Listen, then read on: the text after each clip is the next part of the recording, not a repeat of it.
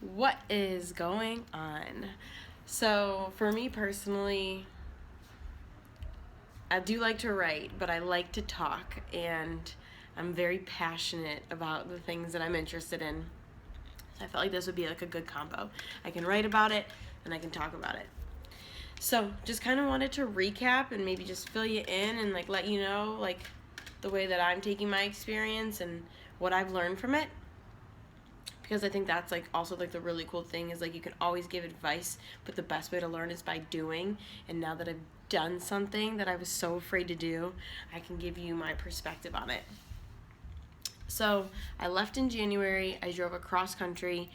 I moved into Redondo, like a little house in Redondo with my friend and his roommates. And then within like a month of being there, they all were gonna move. I knew it would come before I was ready, and we had talked about it, but I didn't know it'd be like that soon. So I literally like repacked up my entire car after a month, and I then moved to Park La Brea with my cousin and his roommate. They let me kind of bunk with them, so that worked out nicely. Super grateful for that. Let's see, when I got here, I didn't have a job.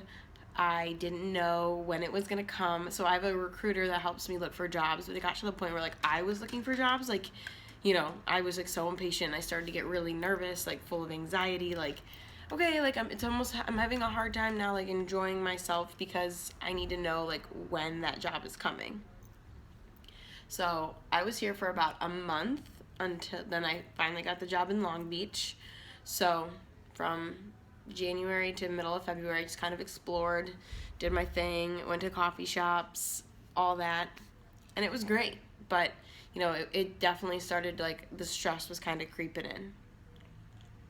So I work in Long Beach. I live in like mid city, like by the Grove. Anyone knows the area.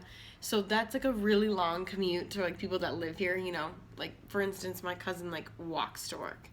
But in Ohio, like we're used to like you work 40 minutes away, like you're driving 40 miles probably. We're here, like you'd be surprised.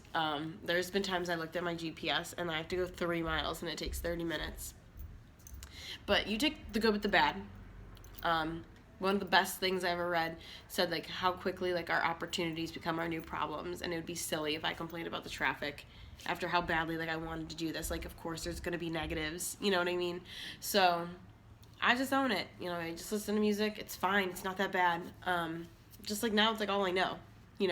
It might be 3 miles, but I know that it takes this long to sit in the car, like to get there, and I don't know anything else. So it worked out.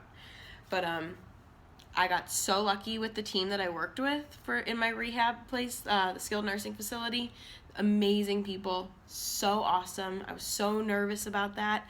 I didn't think that could be me. Like I didn't think I could find an awesome place. I just hear so many horror stories, but it was amazing. It like definitely someone like the PT that I worked next to, someone I will keep in touch with. She's so brilliant. She's so funny. I might as well just tell you this if we're being personal. She reminds me of my grandma so much, and that's how I knew that I was in the right place. It was just like a moment that I had, and I was like, I'm where I'm supposed to be. So that's ending. My contract is ending, and now I need to decide like where I'm gonna go next, where I'm gonna work next. And honestly, I don't know. I'm not ready to leave California, but I have a lot of stuff, a lot of prior obligations in May and June at home. So I think I will be coming home at least for that period of time. And then maybe I'll come back out here. It's like crazy. Like I feel so sad to think about leaving. Like so unbelievably sad, and I didn't know how I would feel. I don't know. I never knew how I would feel to leave. But man, it's like I made it, like I did it, and my point to people, like I was so nervous.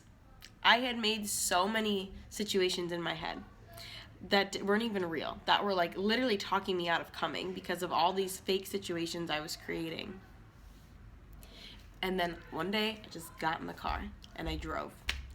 I didn't think I could handle a flight, to be honest. I didn't think I could do the whole let me drop you off at the airport and say goodbye. Driving was normal. I'm just going to get in my car and drive, and I'm actually going to end up on the other side of the country. But that's how I did it. I did how I needed to do it, and I decided maybe a week before. So people will tell you need to have a plan, you need to know this, you need to know that. I knew that I wanted to do this, and I was just going to figure it out as I go. You can't go out there without a job. I did. Was it always stress-free? No. I worried about it. Towards the end, I was like, okay, but you don't have to do things the way people tell you should do them. Maybe it makes it easier, sure. But if I had waited for a job, and then waited to find a place to live, I would have never got out here. It's never gonna be the perfect time, and when people tell you that, they mean it. It's true. Listen to them. And it's just I think sometimes we fear the unknown, and we fear what we can't, the uncertainty. We crave certainty in our lives, and when you're doing something very big and drastic, and for you, whatever big and drastic for me might just be totally different. It scares the dickens out of us. Oh my God. But once you just take that step, you realize the distance between the known and the unknown, the gap quickly closes.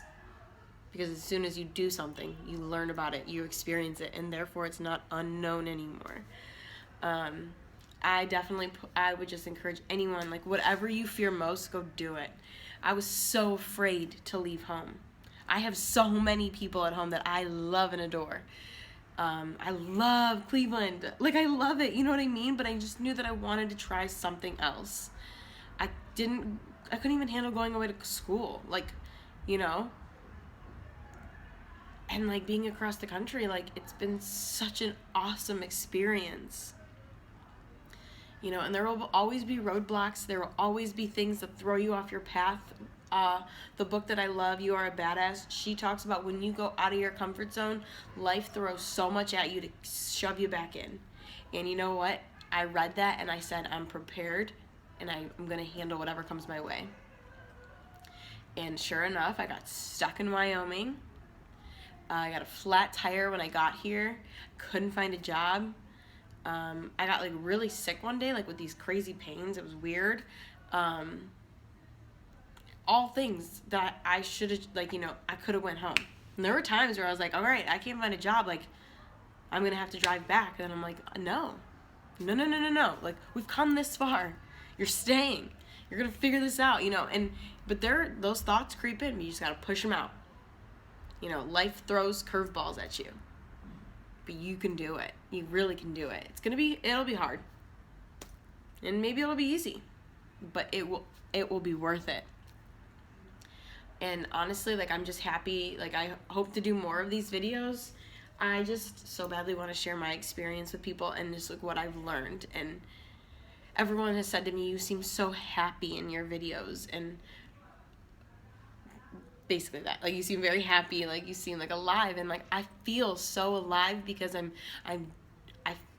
living. I'm not living in fear. And to me, we all have those fears, and I've conquered one of mine, and it opens up so many doors for me personally. I know I can handle this, and this now. And when you're out doing what inspires you and what motivates you, you feel I just feel like I can breathe easier. I checked this off. I finally did it. And, it's not always on my mind. So, yeah, I am happy. But I was happy at home. But, I just knew that I wanted to do this. So, I encourage you to do whatever it is. And just know that I'm rooting for you. You can message me. You can ask me anything. Anytime you want to talk, you let me know. We'll go for coffee. It'd be great. But, yeah, absolutely. So I'll be coming home at middle of May, and to beginning of June at least, and then we'll go from there. Maybe spend the summer in Cleveland, come back in September. I don't know. But it's been an amazing, amazing time. And so grateful that I did this. So thanks for listening. And thanks for following my journey. Love you guys.